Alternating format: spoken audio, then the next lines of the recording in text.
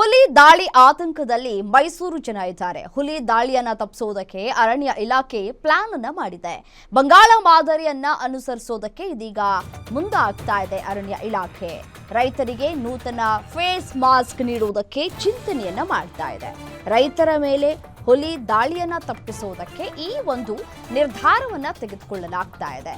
ಹಿಂಬದಿಯಿಂದ ರೈತರ ಮೇಲೆ ದಾಳಿ ನಡೆಸುವ ಹುಲಿ, ಈ ಹುಲಿ ದಾಳಿ ತಡೆಗೆ ಮುಖವಾಡದ ಗುರಾಣಿ ಸಫಾರಿ ಸಿಬ್ಬಂದಿ ಬಳಸಿ ಅರಣ್ಯ ಇಲಾಖೆ ಜಾಗೃತಿಯನ್ನು ಮೂಡಿಸ್ತಾ ಇದೆ. 10,000 ಜನರಿಗೆ ಮಾಸ್ಕ್ ವಿತರಣೆ ಮಾಡಬೇಕು ಅಂತ ಹೇಳಿ ಸಿದ್ಧತೆಗಳಾಗಿದೆ.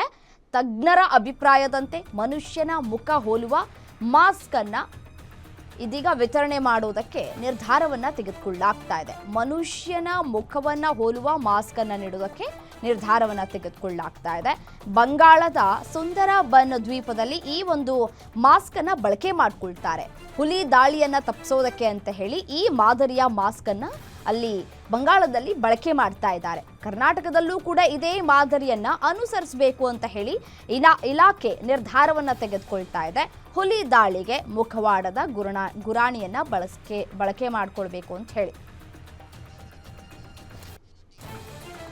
ಇದೇ ವಿಚಾರಕ್ಕೆ ಸಂಬಂಧಪಟ್ಟಂತೆ ಮತ್ತಷ್ಟು ಡೀಟೇಲ್ಸ್ ಕೊಡ್ತಾ ಹೋಗ್ತಾರೆ ನಮ್ಮ ಪ್ರತಿನಿಧಿ ಸುರೇಶ್ ದೂರವಾಣಿ ಸಂಪರ್ಕದಲ್ಲಿದ್ದಾರೆ. ಸುರೇಶ್, ಬಂಗಾಳದ ಮಾದರಿಯನ್ನು ಕರ್ನಾಟಕಕ್ಕೆ ತೆಗೆದುಕೊಂಡು ಬರಬೇಕು, ಮುಖವಾಡದ ಗುರಾಣಿಯನ್ನ ಬಳಕೆ ಮಾಡಬೇಕು ಅನ್ನುವಂತಹ ನಿಟ್ಟಿನಲ್ಲಿ ತೀರ್ಮಾನವನ್ನ ತೆಗೆದುಕೊಂಡಿದೆ ಅರಣ್ಯ ಇಲಾಖೆ. ಇದು ಯಾವಾಗಿನಿಂದ ಇದು ಬಳಕೆ ಮಾಡೋದಕ್ಕೆ ಸಿಗತ್ತೆ, ಇದು ಹೇಗೆ ವರ್ಕ್ ಆಗತ್ತೆ ಅಂತ ಹೇಳಿ?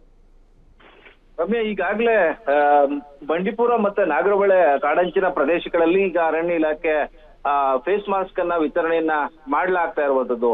ಬಹಳ ಮುಖ್ಯವಾಗಿ ಈ ಬಂಗಾಳದಲ್ಲಿ ಸುಂದರ್ಬನ್ ಕಾಡುಗಳ ವ್ಯಾಪ್ತಿಯಲ್ಲಿ ಇರ್ತಕ್ಕಂಥ ರೈತರ ಮೇಲೆ ಹುಲಿ ದಾಳಿಯನ್ನ ಮಾಡಿದಂತ ಸಂದರ್ಭದಲ್ಲಿ ಅವುಗಳನ್ನ ತಪ್ಪಿಸೋದಿಕ್ಕೆ ಈ ರೀತಿಯಾದಂತಹ ಫೇಸ್ ಮಾಸ್ಕ್ ಗಳನ್ನ ಅರಣ್ಯ ಇಲಾಖೆ ಬಳಸಿ ಯಶಸ್ವಿಯಾಗಿತ್ತು. ಈಗ ಅದೇ ಮಾದರಿಯನ್ನ ಇಲ್ಲಿ ಬಳಕೆಯನ್ನ ಮಾಡ್ಕೊಳ್ತಾ ಇದ್ದಾರೆ.